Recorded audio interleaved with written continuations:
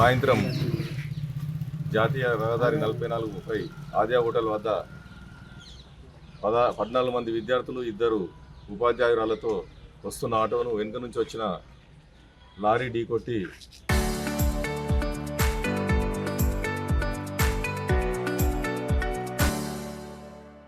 Crossing వద్ద జరిగిన ప్రమాదం దురదృష్టకరం. గతంలో చాలాసార్లు కూడా బీఆర్ఎస్ పార్టీ ఆధ్వర్యంలో ధర్నాలు చేసి నిరసన తెలియజేసి కలెక్టర్ గారికి కానీ నేషనల్ హైవే అధికారులను కలిసి విజ్ఞప్తి చేయడం జరిగింది.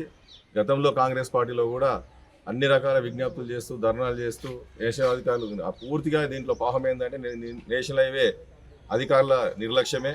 ఎందుకంటే ఖచ్చితంగా రామాయంపేట పట్టణానికి రావడానికి 2 దారులు ఉన్నాయి. ఒకటి కామారెడ్డి దగ్గర నుండి, ఒకటి ఆద్య హోటల్ దగ్గర నుండి, హైదరాబాద్ నుంచి వచ్చే ఇట్లా కామన్ 2 కూడా అత్యంత ప్రమాదకరమైన మలుపులు ఉన్నాయి. ఇక్కడ ఇప్పటివరకు సుమారు 30 మంది ఈ 6 నెలల కాలంలోనే 30 మంది చనిపోవడం జరిగింది. రామాయంపేట పట్టణానికి సంబంధించిన వాళ్ళు, వివిధ గ్రామాలకు సంబంధించిన వాళ్ళు. అదేవిధంగా దామర్చేరు వద్ద కూడా 100 మంది వరకు గాయపడి 5 నుంచి 10 మంది చనిపోవడం జరిగింది. కానీ ప్రజలు ఇంకెంతమంది చేస్తే ఈ నేషనల్ హైవే అధికారులకు కనువిప్పు అవుతుందో, అదేవిధంగా స్థానిక శాసనసభ్యులు గారు, ఎంపీ గారు కూడా పట్టించుకొని సత్వరమే ఫ్లైఓవర్ ఏర్పాటుకు తగిన చర్యలు తీసుకోవాలని అధికారులను ఆదేశించాలని, సత్వరమే 2 దామర్చెరువు బైపాస్ వద్ద, ఆద్యా హోటల్ వద్ద కూడా పనులు ప్రారంభించాలని, అప్పటి వరకు 2 దగ్గరలో కూడా పూర్తి చేసి మెదక్ రోడ్ నుంచి దిగేటట్టు ఇక్కడ నుంచి అయినా అక్కడి నుంచి అయినా కొద్ది దూరమైనా కూడా ప్రజల ప్రాణాలు ఇస్తాయి. కాబట్టి ఖచ్చితంగా ఈ మలుపులన్నీ మూసేసి మధ్యలో మెదక్ రోడ్ బ్రిడ్జ్ దగ్గర నుంచి దిగేటట్టు ఏర్పాట్లు చేయాలని అధికారులకు విజ్ఞప్తి చేస్తూ, అప్పటి వరకు ఇంకోటి ఏంటంటే దారుణం, ఇప్పుడైతే డబ్బాలు పెట్టిరో ఆ డబ్బాల వల్ల కూడా ప్రమాదాలు చాలా జరుగుతున్నాయి. ఎందుకంటే రాత్రి పూట ఆ డబ్బాలు ఎవరికి కనబడే లారీలు వచ్చి ఆ డబ్బాలు గుద్దుకుంటూ పోతున్నారు. అదేవిధంగా ఇవాళ జరిగిన ప్రమాదం కూడా ఆ డబ్బాల వల్లనే జరిగింది. వెనుక నుంచి వచ్చి లారీ కుదరడం జరిగింది. కాబట్టి అధికారులు స్పందించకుంటే త్వరలోనే రామాయంపేట బంద్కు పిలిపిస్తాం, నిరసన తెలియజేస్తాం, బంద్కు పిలిపిస్తాం. వాళ్ళు కార్యక్రమాలు తీసుకునే వరకు మన టెండర్ పిలిచి పని స్టార్ట్ చేసే వరకు కూడా పోరాడతాం, ప్రజల తరఫున పోరాడతాం. సరే, పోరాటాలు వెనుకకెళ్ళి కానీ ప్రజలు చేస్తుంటే చీమ కుట్టినట్టు కూడా లేదు. దయచేసి అధికారులు, నాయకులు అన్ని ఇక్కడ రాజకీయాలకు సంబంధం లేకుండా అందరూ స్పందించి 2 ఫ్లైఓవర్లు కంప్లీట్ చేయాలని ప్రభుత్వానికి విజ్ఞప్తి చేస్తున్నాం. రామాయంపేట పట్టణ కేంద్రంలోని NH-44 హైవే పైన TS మోడల్ స్కూల్కి సంబంధించినటువంటి విద్యార్థుల యొక్క ఆటోని లారీ ఢీకొట్టడం జరిగింది.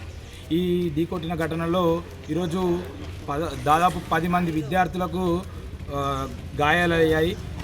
ఈరోజు రాష్ట్ర వ్యాప్తంగా చూసుకుంటే TS మోడల్ స్కూళ్ళకి బస్సు సౌకర్యం లేక ఈరోజు మన విద్యార్థులు వాళ్ళ సొంత పైసలతోటి ఆటోలు మాట్లాడుకొని వస్తున్నారు. ఇక్కడ రామాయంపేటలో ఆ హైవే పైన చూసుకుంటే అక్కడ బ్రిడ్జ్ నిర్మాణం లేక ఈరోజు ఇట్లాంటి యాక్సిడెంట్లు ఎన్నో అయినాయి. ఇప్పుడు దాదాపు 10 మంది విద్యార్థులు కూడా గాయాలైన పరిస్థితి రామాయంపేట పట్టణ కేంద్రంలో చోటు చేసుకుంది.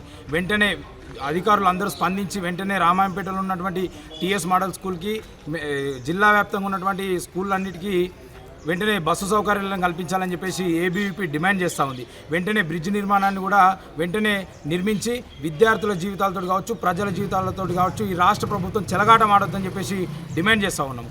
జై హింద్, జై భారత్. అనుకున్నట్లయితే TS మోడల్ స్కూల్కి ఒకటే బస్సు ఉంది, అది ఈ మెదక్ రూట్కి వచ్చే బస్సు.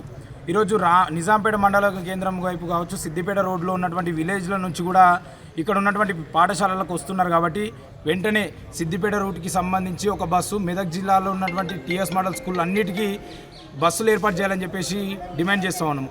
ఈరోజు ఈ యాక్సిడెంట్ విద్యార్థుల ప్రాణాల మీదకి వచ్చింది. ఎంతమంది అస్వస్థకు గురవుతున్న పరిస్థితి రామాయంపేటలో ఏర్పడింది. కాబట్టి వెంటనే బస్సు సౌకర్యాలని కల్పించాలని చెప్పేసి ABVP డిమాండ్ చేస్తూ ఉంది.